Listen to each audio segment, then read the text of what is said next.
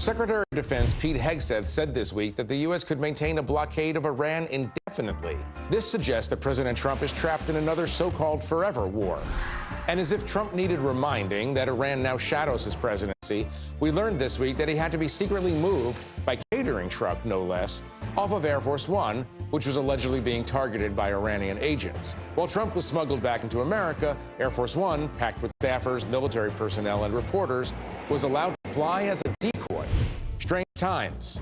Next. This is Washington Week with The Atlantic. Corporate funding provided by...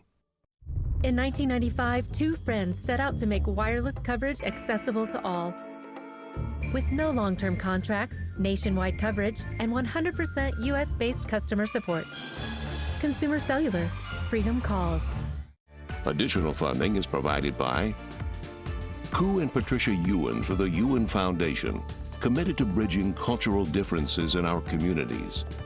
Sandra and Carl DeLay Magnuson, Rose Herschel and Andy Shreves, Robert and Susan Rosenbaum, Jay and Sharon Rockefeller, Charles Hamawi through the Charles Hamawi Fund, Steve and Marilyn Kerman, Leonard and Norma Chlorfine, and by contributions to your PBS station from viewers like you.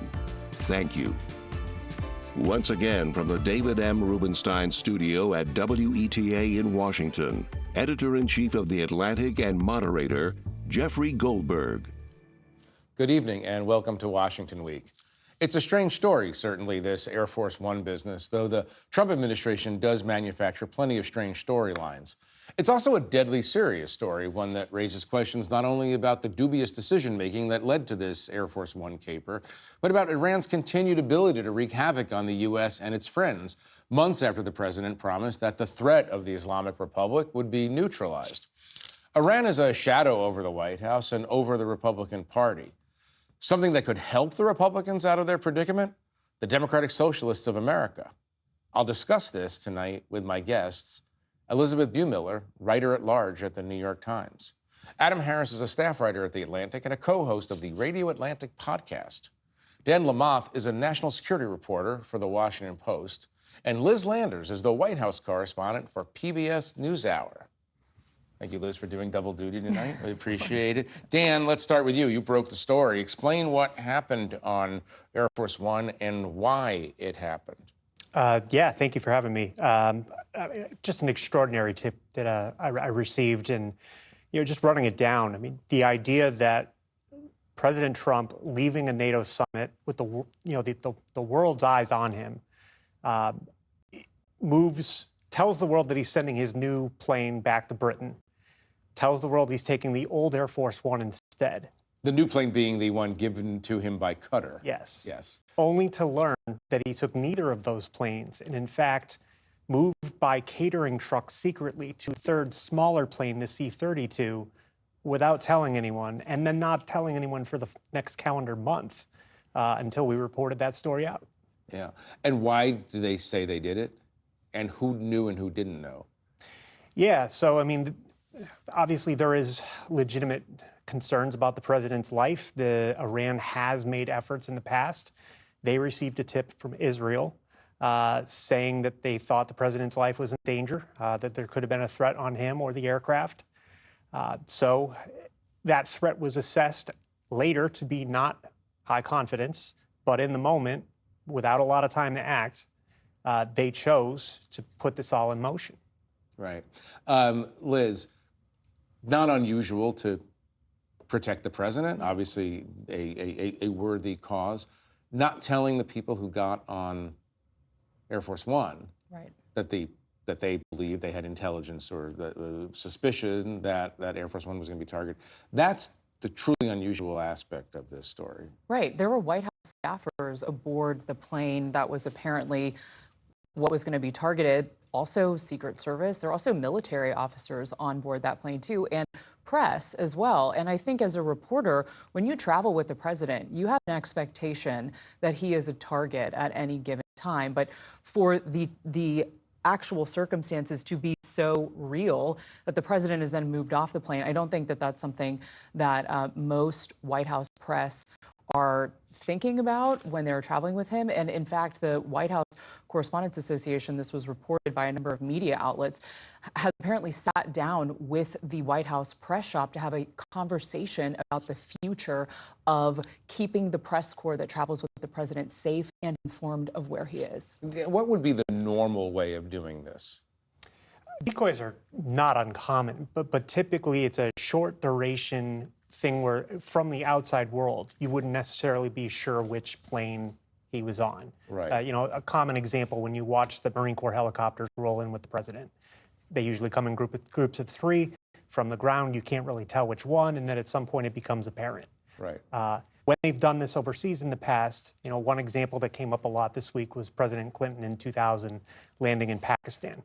That was immediately apparent once he stepped out of the other aircraft, and there was at least some amount of White House staffers and certainly a member of the White House press corps who had been briefed in advance, hey, we need to do this, here's why. In this case, no one knew outside of a very select amount of senior White House staff, Secret Service, and it was just kept quiet really from then on. Right. Elisabeth, you've supervised coverage of many White Houses. You've covered many White Houses. What strikes you about this as what's the larger meaning of this very strange episode? Just the way the civilians on the plane were potential sacrificial lambs, and that they were so unaware of it. Our colleague Peter Baker wrote a great story this week about it. He quoted Andrew Marlowe, who was the screenwriter for Air Force One, the 1997 thriller starring Harrison Ford, and in it the president's plane is hijacked. And Marlowe told Peter that, you know, I don't think I could have written that as a, you know, movies are not real life, but I don't think I could have written that into a movie because you want the president to be heroic. And that kind of action would not be perceived, he felt, by an audience as a heroic action. So that was interesting. And I would not have liked to have been on that plane and not been aware of the risk that I was taking. If you were a member of the press corps, you would have gone on the plane had you known, or would you have said, wait a second, what's going on here? I don't know. I don't know. I don't think I would have thought long and hard about it. Right, right. What about you, Adam? Just say yes. I'll have to say yes. I'll sacrifice. I'll sacrifice. But it is. There's having the knowledge of it as opposed to sort of being left in the dark about it. You're able to make an informed decision, right? Right. And they were sort of told to close their window shades as opposed to actually even having the ability to know. Dan, the real story here is transparency. If you did not find this out, we would not be talking about this. It's very odd to see this story just emerge a month later. You've been dealing with the administration for some time. Is this what you have come to expect in terms of transparency and accountability? Short answer, yes. I mean, who knows how many things we don't know. I would say when this tip was brought to me, initially it sounded pretty surreal even for kind of current events. So it took a lot to kind of grow the confidence that, hey, we really had this right. And the fact that we initially got a straight no comment and then the statement that kind of half explained, it was like, we got this, let's go. Right, right. The large context of this is Iran and its shadow over American foreign policy, over this administration, even over the midterms, which we'll get to in a second. I want you to listen, Elisabeth, to something that the president just said earlier today to get a sense of how he's ostensibly seeing this war. Why don't we just listen? Pretty soon I'll be declaring the Hormuz Strait a territory of the United States. Essentially, that's what it is. We have the blockade. No ships get through unless we want them to. So this comes after the president said that his new approach to Iran, this week's new approach, would be to low-key it. Not entirely clear what that means. It's been a while. 6 months. 6 months. The Strait of Hormuz was open before the war. Now he's talking about owning it. Give us your sense right now of where this war is. It seems as if the White House is desperate to tell the American people and the American voter, we won. You don't have to think about Iran anymore, and we're not going to think about Iran anymore. Is that fair? No, because I think that Iran, again, this is a little premature, but it reminds me of Jimmy Carter. I think Iran wants this to keep going, certainly through the midterms and potentially into 2028. I mean, right now, I think what we've been seeing the last 6 months, I think we'll see more of. That Trump makes some statement. There seems to be some movement towards negotiations. The stock market goes up, and then the Iranians say we're not negotiating. There's exchange of fire, and we're back at it. That's what has been going on for 6 months. I don't see how this changes, and I think Trump must have been trolling people when he said that he was going to annex the Strait of Hormuz. Yeah, I couldn't tell if he was joking or coming to a spontaneous policy realization. Yeah, I mean, you never really necessarily know with him, but what you've seen from the administration in the last week, you have Scott Bessent saying that, they're going to have economic sanctions unlike anything that we've seen before. You have Pete Hegseth saying that they can keep the blockade going sort of indefinitely. So they're trying to project this confidence, but at the same time, you have Republicans on Capitol Hill saying that, well, the enemy gets a vote too, and when this war is over and when they say they're done with the fighting. And I think that is really starting to weigh on the administration, which has continuously tried to project confidence over the last 6 months, even as it's been quite clear that their control and or lack thereof is the sort of central factor in this. Dan, you're an expert on these sorts of things. What are the chances that the blockade achieves Trump's goals? I mean, the Navy is a powerful Navy. Possible. I mean, the blockade is causing pain. I mean, there's a fair amount of reporting out there to that extent. But I think the blockade also comes with an opportunity cost. The longer you do this, the more strain you put on the U.S. Navy, the sailors, the ships, the fact that you have nowhere to take a quick port stop, which is a problem for both the delivery of food, any kind of repairs. There's nothing easy about doing this blockade long term. Right. Liz, let's go to that because you've been reporting on the situation with the aircraft carrier Abraham Lincoln. Yeah. It's become a very big story. Again, part of the possible miscalculation or series of miscalculations made by the U.S. Trump wanted a quick war. This is not a quick war. Tell us what you're hearing about the situation on the Lincoln and how it relates to what Dan is talking about right now in terms of long-term stress. Well, we spoke earlier today with the former chief of naval operations, Admiral Gary Ruffett, who was explaining basically what Dan was saying, which is that part of the reason that the USS Abraham Lincoln has been there for so long and these sailors are so desperate, some of them, not all of them, there are 5,000 people on that boat, of course, but some of them are trying to go overboard there. And he said that it's become a logistical problem because typically what happens is that these aircraft carriers can go to port, and some of these ports that they would typically go to, he pointed to Bahrain in the past had been a place that the U.S. could go dock. That's not accessible anymore because Iran has a stranglehold on these passageways. So he was saying that part of the blockade has created this own problem now that the U.S. military is dealing with in a very acute way. And I think that this news in particular this week about the USS Lincoln really has broken through. And we've seen Secretary Hegseth was a bit, I would say, dismissive when he was asked about this on an official visit in Panama. The president was too today. It seems like Hegseth is kind of walking back those comments. Let's just listen to what the president said just earlier today, actually. Has the deployment gone on too long? No. Not nearly long enough. You cover the man. That just seems like one of his sort of oppositional answers. Yeah, it's kind of a throwaway comment for him, but it's already enraging, according to several news outlets that have spoken just in the last few hours with these family members of these men and women who are deployed on the ship, that they're already upset about these comments, and it's insensitive. They think. Right. Elisabeth, you have a situation that they're describing in which the blockade is being enforced by Navy ships that can't go to the ports in the Gulf that are set up for American Navy ships to be repaired, resupplied, obviously R&R for sailors. Again, it comes back to this idea that when they're sitting there in the Pentagon and choosing, or sitting in the White House and choosing to launch this latest round of attacks on Iran starting 6 months ago, that the second order, third order, fourth order consequences Correct. were not contemplated. Well, as we know, the president thought this was going to be Venezuela, that he was going to do a massive bombing campaign, and that Iran would say give up and come to the negotiating table. And it was a total miscalculation, as we have seen.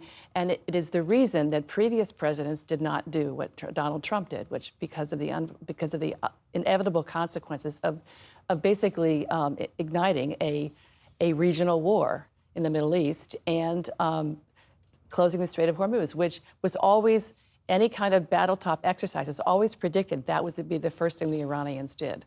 Right, right. Dan, one more question for you on this.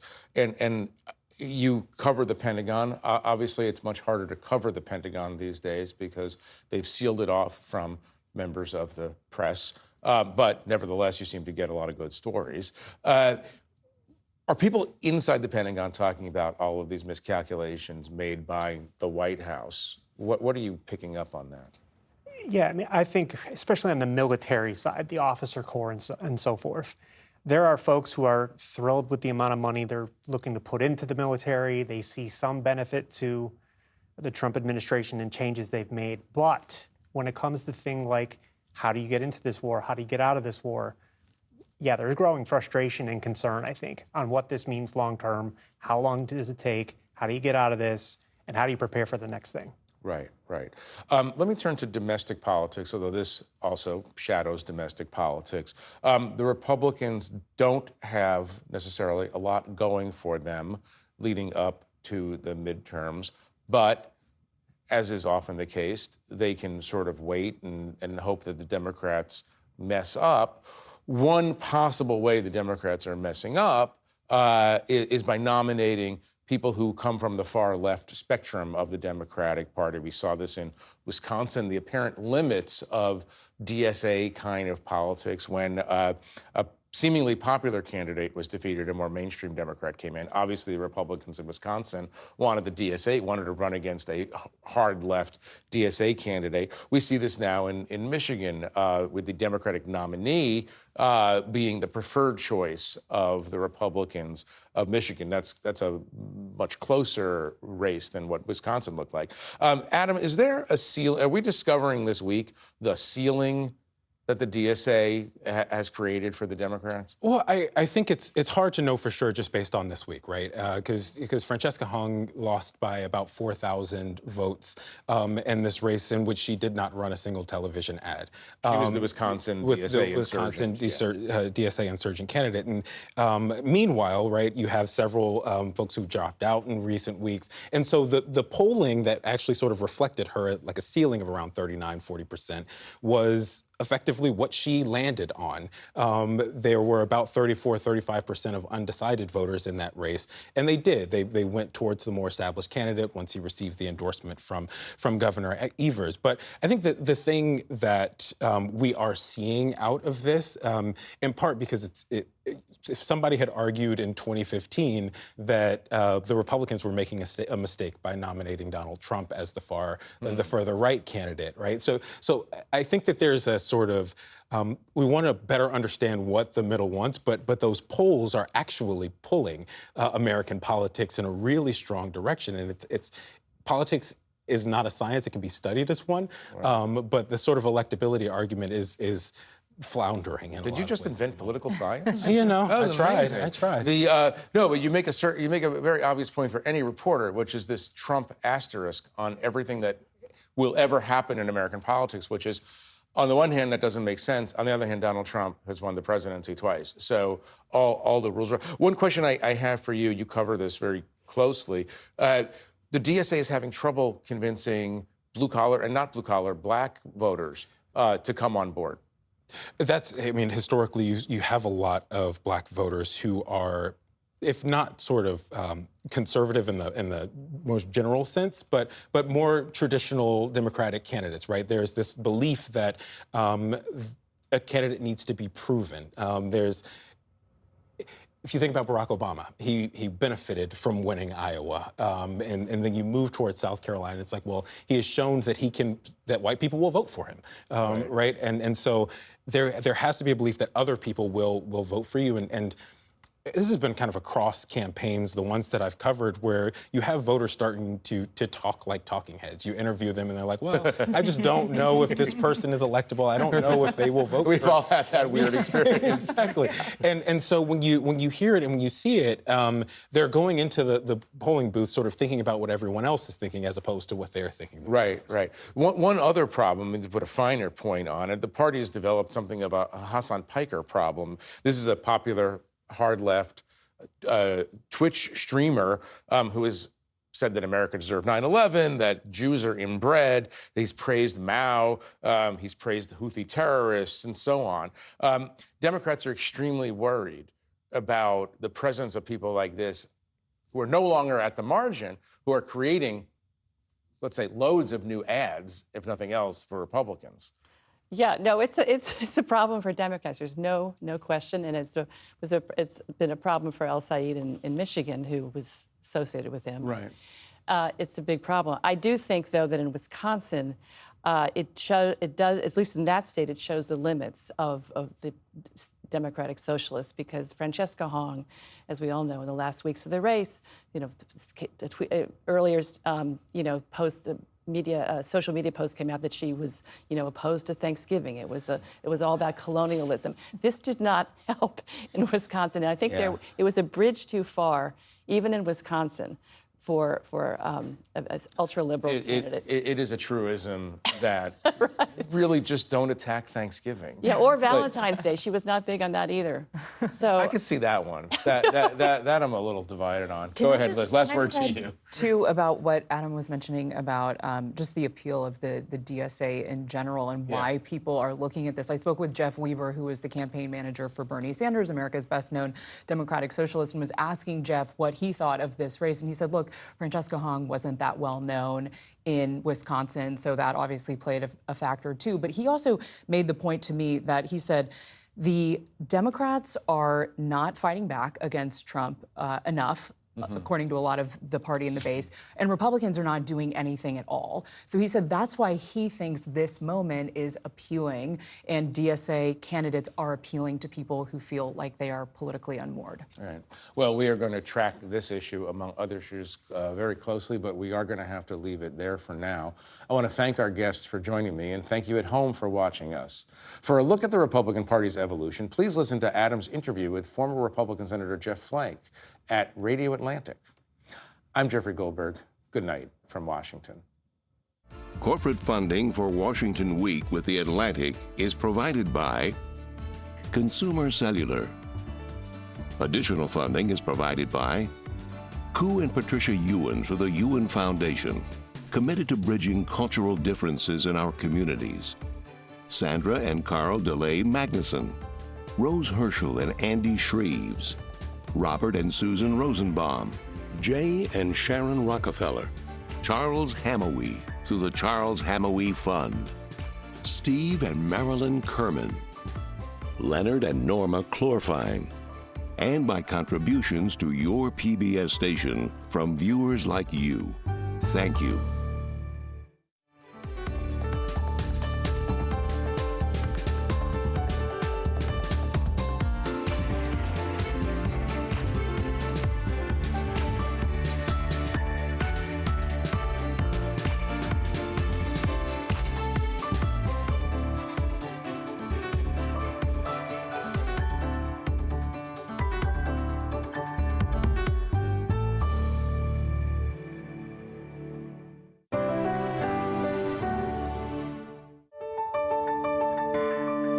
You're watching PBS.